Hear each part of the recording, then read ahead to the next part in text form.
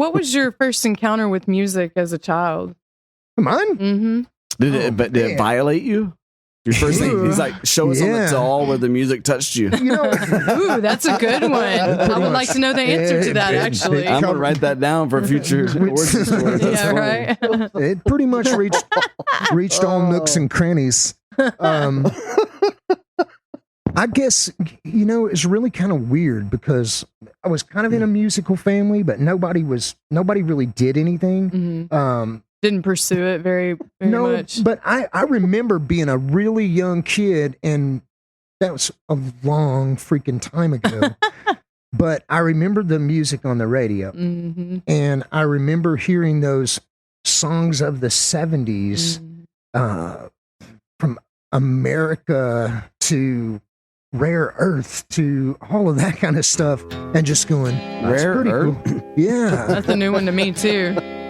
Google, I'm gonna have to check that one you out. mean like you walked outside and like you saw a rock and you're like, I haven't seen that in a long time. Just dirt. Rock and roll, cool.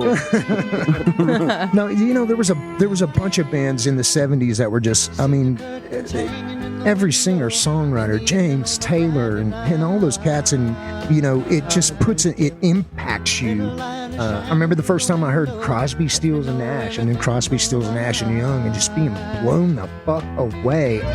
Summer breeze makes me feel fine, blowing through the jasmine in my mind.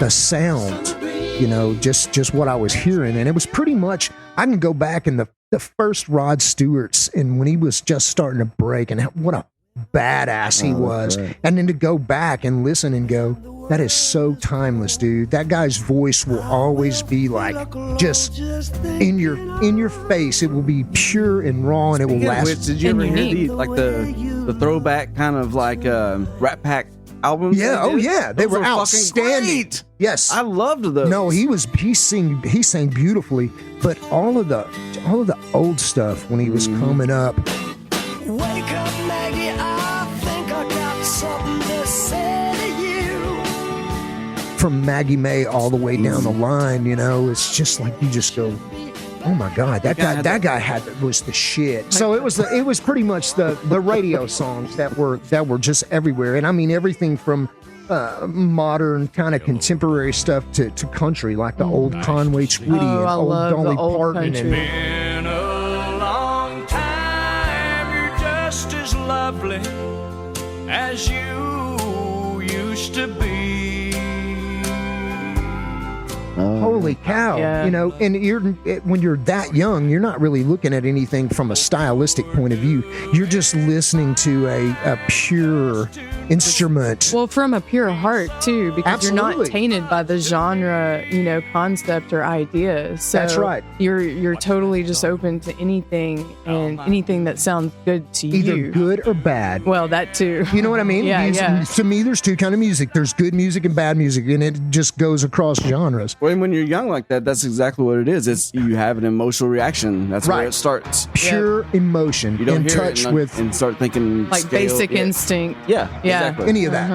And so that's the kind of music that really got me. But what really blew, besides Kiss, I mean, Kiss is, to be there and be at the age of enlightenment when you heard Destroyer for the first time. And you're just like, mirrors what I said. Oh my God. You've got something about you. You've got something about me. But then there was another flip side of me. And sorry, even that album cover influenced me as a kid because you're talking about me putting on a show. And I still that was it. Y'all know me. I like to put on a show. Absolutely. Seeing that fucking cover, I was like, they look fucking cool. I want to be that. Dude, and Love Gun had the same effect. Love Gun was another one of those records. You just bought the record and looked at it for hours. Just like, that is so fucking cool, dude. It's like square little centimeter of it.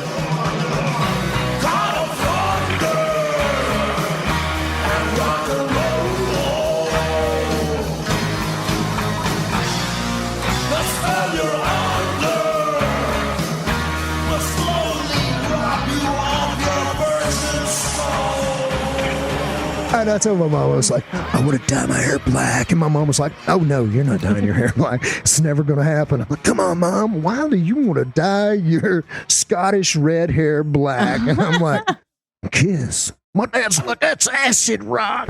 Acid rock. No, the Grateful Dead, which you was listening to in 72 when you graduated, smoking pot, wearing your sandals and everything. I'm like, that was acid rock. Yeah. That's what that's the meaning. That's back when they used to call everything acid rock. I don't care. That's what said it was acid rock. I'm like, okay. My dad was one of those guys that everybody was afraid of my dad.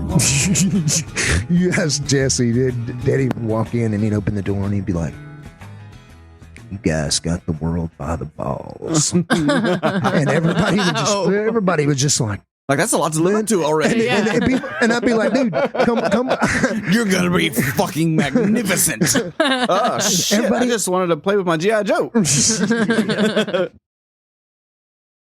Since our present leader is worthless, I will create a new one. Gentlemen, I give you the double spiral of life itself, DNA, deoxyribonucleic acid.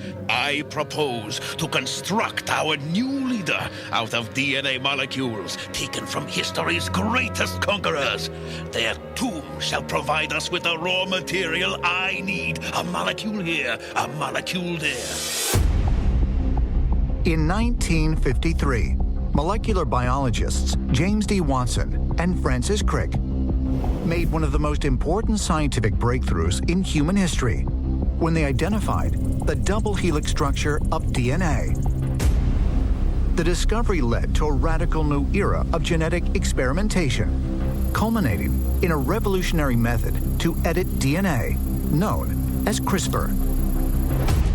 Developed in 2012 by scientists Jennifer Doudna and Emmanuel Charpentier, CRISPR, which stands for Clustered Regularly Interspaced Short Palindromic Repeats, is a tool that enables scientists to target and modify individual genes. CRISPR can be thought of as a kind of a genetic scissors that can snip DNA at a desired location. And what that allows people to do is effectively cut out one sequence and paste in another sequence, just like you might do in a word processor. CRISPR is incredibly powerful because it allows DNA sequences to be altered in desired ways.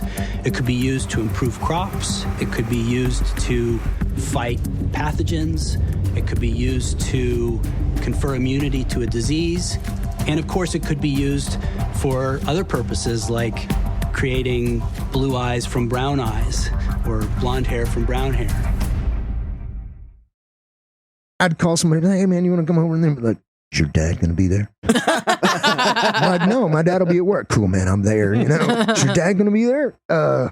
Yeah, he's going to be here. No, man, I'm not coming over. That's not happening. I'm like, I don't understand. And now, you know, years and years go by, you look back at that kind of stuff and you go, he was actually very cool, but he did what he was supposed to do and said, hey, you know, I ain't your buddy.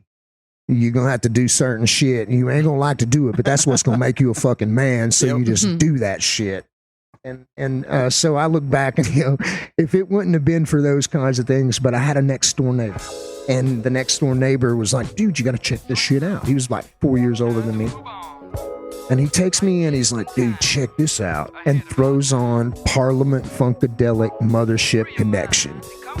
Wow. That makes so much sense just looking at you right now. Doesn't it? I mean, just... It's a deep-seated thing, apparently, right? No, I mean, seriously, like that...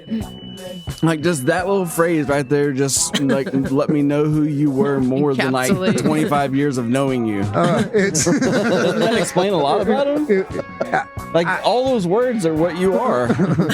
It was crazy. It took you to it took a motherfucker to a different place. Yeah. And unapologetically. Oh my God, dude, it was so good. It was so good. I'd never heard everything just put together like that. When it's dun, dun, dun.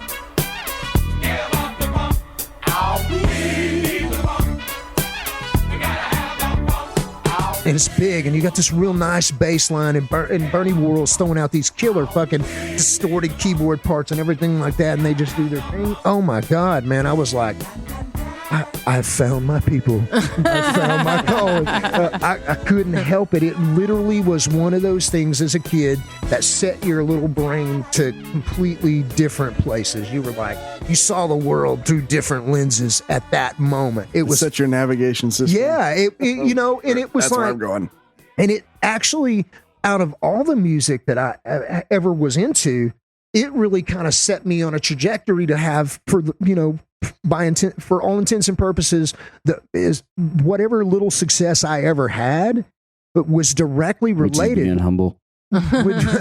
would be really directly related to that experience of hearing Parliament Funkadelic and listening to the whole record just right off the bat, and everything flowed. The only time you got a break is when you had to flip that fucker over, and then you got in the second one. Oh my God, Star Child, Citizen of the Universe, recording angels, we've returned to claim the pyramid. Partying on the mothership, I am the mothership connection. I never heard that. Home of the brothers, awesome. the extraterrestrial brothers, dealers of funk, uncut funk, the bomb. Coming to you directly from the mothership. Top of the chocolate Milky Way. 500,000 kilowatts of P-Funk power. So kick back, dig, while we do it to you in your eardrums. Oh, me, I'm known as Lollipop Man, alias the long-haired sucker. My motto is, make my funk the P-Funk. I want my funk uncut. Oh, make my, I mean, that shit, you just, I mean, when you're in a, awesome. I know. when you are in a Kirk is world. always, see, what's funny is you look at us, but we look at you and we're like, dickheads. Like, oh, I want to be able to do that. It's the weirdest thing when you go from I a can't even world remember the words of Rock and Roll All Night. I heard it 30 million times. Played it 30 million times. Line. I'm sorry, what? He asked for a line, like in a play. for real. When you know you go from the world of Stop loving her. Yeah. to that, I want the bomb. your mind is forever Like blown.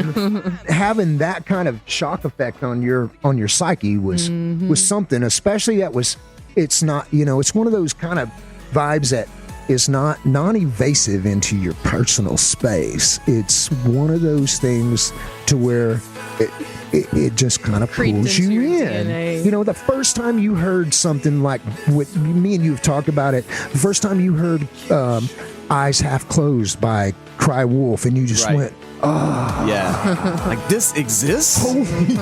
Holy cow! I'm just speechless and blown away. It was an epiphany moment. So that's a roundabout way of getting to That was an awesome what explanation. started me into music.